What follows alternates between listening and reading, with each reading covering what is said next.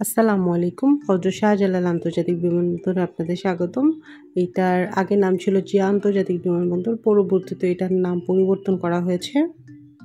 শাহজালাল আন্তর্জাতিক বিমানবন্দর বাংলাদেশকে বিশ্বের বিভিন্ন গুরুত্বপূর্ণ শহরগুলোর সাথে সংযুক্ত করেছে। বিমান বাংলাদেশ এয়ারলাইন্স এই বিমানবন্দর থেকে ইউরোপ এবং এশিয়ার 18টি শহরে চলাচল করে। এই বিমানবন্দরটি বাংলাদেশ বিমান বাহিনীর ঘাঁটি হিসেবে ব্যবহৃত হয়ে থাকে। ঘাঁটিটির নাম বিএফ ঘাঁটি বঙ্গবন্ধু। তো আজকে আমার বিমানবন্দরে আসার উদ্দেশ্য হচ্ছে আমি বাংলাদেশ থেকে থাইল্যান্ড যাচ্ছি। আমার গন্তব্যস্থল হচ্ছে সুবর্ণভূমি বিমানবন্দর ব্যাংকক। তো আমাদের ফ্লাইট ছিল 10:30টার দিকে। ইউএস বাংলা এয়ারলাইন্সে করে আমরা সুবর্ণভূমি এয়ারপোর্টে যাচ্ছি। আমাদের এয়ার টিকিট পড়েছিল 32,000 টাকার মতো। আর আপনারা যদি অনেক দিন আগে টিকিটটা কেটে রাখেন তাহলে প্রাইসটা অনেক কম পড়বে, কিন্তু আমাদের একটু তাড়া ছিল, আমাদের আসলে টাইম ছিল না হাতে।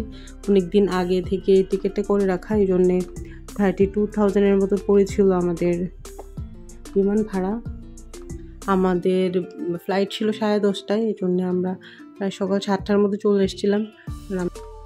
আমাদের ইমিগ্রেশন, বোর্ডিং পাস সব কিছু কমপ্লিট হয়ে গিয়েছে। আর আসার সময় আমাদের ল্যাপটপ, ব্যাগ, মানি ব্যাগ, তারপর বেল্ট, এগুলো সব চেকিংয়ের পরে আমরা এখন ওয়েট করছি প্লেনের জন্যে। কারণ আমরা একদমই প্লেনের কাছাকাছি চলে এসেছি। তো এখানে সব যাত্রীরা ওয়েট করে সব ফর্মালিটি শেষ হওয়ার পরে, তো আমাদের মোটামুটি সব ফর্মালিটি শেষ। এখন আমরা সামনের দিকে যাচ্ছি প্লেনে ওঠার জন্যে। পাশে হচ্ছে রানওয়ে ডান দিকে। এইসব জায়গাগুলোতে আসলে ভিডিও করা ঠিক না, এই জন্যে আমি ক্যামেরাটা নিচের দিকে রেখে যতটা সম্ভব লুকিয়ে ভিডিওটা করছি।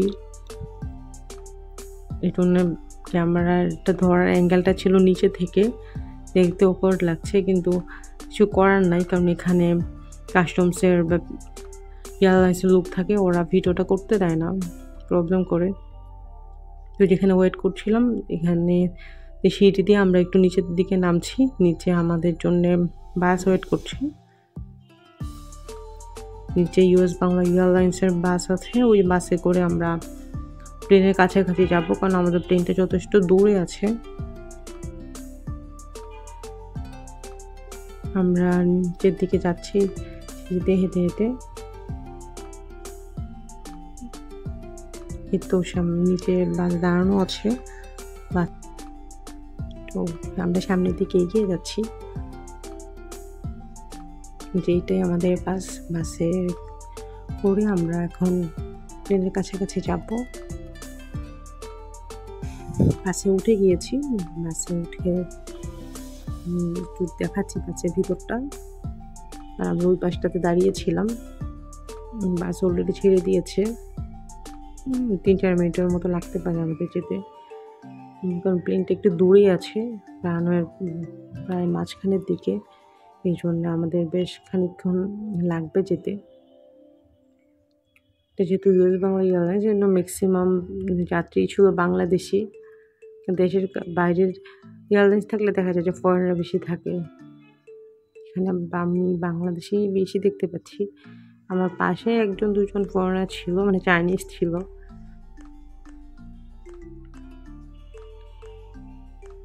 তো এটা হচ্ছে রানওয়ে। বাসের জানলা দিয়ে রানওয়েটা একটু দেখাচ্ছি। দূর থেকে প্লেনগুলো দেখা যাচ্ছে, তো আমাদের প্লেনটা আর একটু দূরে আছে।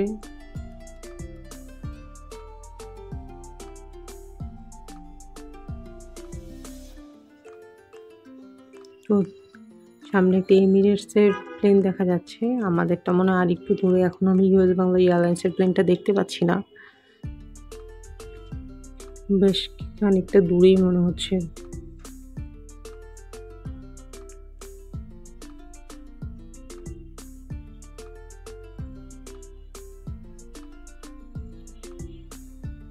নিচে যে গাড়িগুলো আছে, এই গাড়িগুলোতে করে আমাদের যে লাগেজ থাকে, এই লাগেজগুলো প্লেন থেকে নামিয়ে এয়ারপোর্ট পর্যন্ত নিয়ে যাওয়া হয়, আবার এয়ারপোর্ট থেকে ক্যারি করে প্লেন পর্যন্ত নিয়ে আসে। তো আমরা কাছাকাছি মনে হয় চলে এসেছি, কারণ সামনে বিশাল বিশাল কয়েকটা প্লেন দেখা যাচ্ছে। দেখি আসলে কতক্ষণ লাগে যেতে। তবে এখানে প্লেনগুলো বিশাল বিশাল, আমাদের প্লেনগুলো মনে হয় না এত বড় হবে। চলে এসছি আমি আমাদের প্লেনের কাছে। আমরা মোটামুটি রানওয়ে সবটা পার হয়ে চলে আসলাম এখানে, কিন্তু আমরা এসেছিলাম 5 জন। তো আমাদের 2 জন আবার বাসে ধরছিল না দেখে 2টা বাসে উঠে গিয়েছে, এই জন্য আমি সামনে একটু ওয়েট করছিলাম আম্মুর জন্য, কারণ আম্মু একটু হাঁটতে সমস্যা হচ্ছিলো, এই জন্য প্রথম বাসটা ছেড়ে দিয়েছিল, এই জন্য আম্মু দ্বিতীয় বাসটাতে করে আসছে, এই জন্যে আমি প্লেনের সামনে ওয়েট করছিলাম। তবে প্রচণ্ড গরম, রোদে দাঁড়িয়ে থাকা খুবই কষ্টকর কাজ। আমি আসলে ওয়েট করছি, পাশে এয়ার হোস্টেসরা আছে, আর পাশে যে বিমানে যারা চাকরি করে তারা ওই ছায়াটার মধ্যে টেবিল নিয়ে আছে।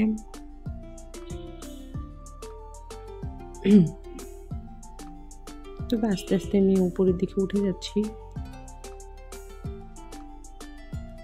ওখানে প্লেনের এখানে কিছুটা জায়গা আছে, এখানে দাঁড়িয়ে দাঁড়িয়ে অনেকে দেখা যায় যে পিকচার তোলে।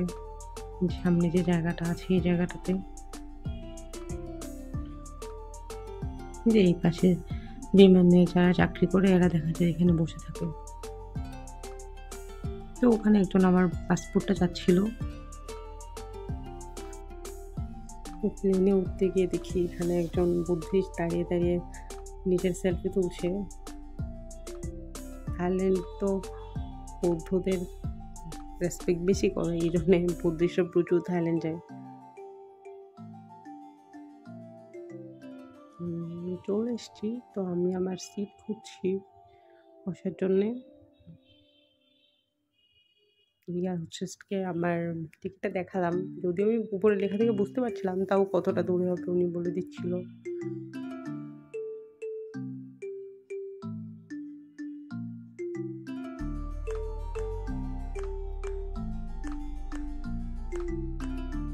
আমার সিট ছিল মিডিলের দিকে, এই জন্য আমার অনেকটা হাঁটা যাচ্ছিল।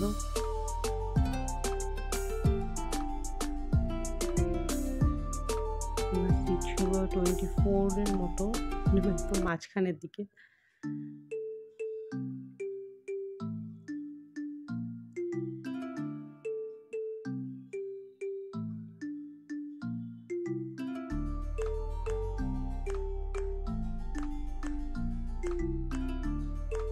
যাক, অবশেষে আমি আমার সিটে বসলাম।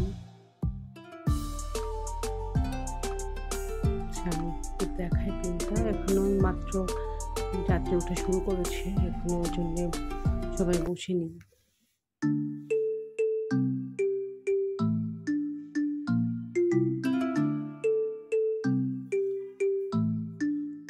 যাত্রী সবাই উঠেনি, এই জন্য দেখানো যাচ্ছে, যাত্রী উঠলে পরে আর ভিডিও করা যাবে না।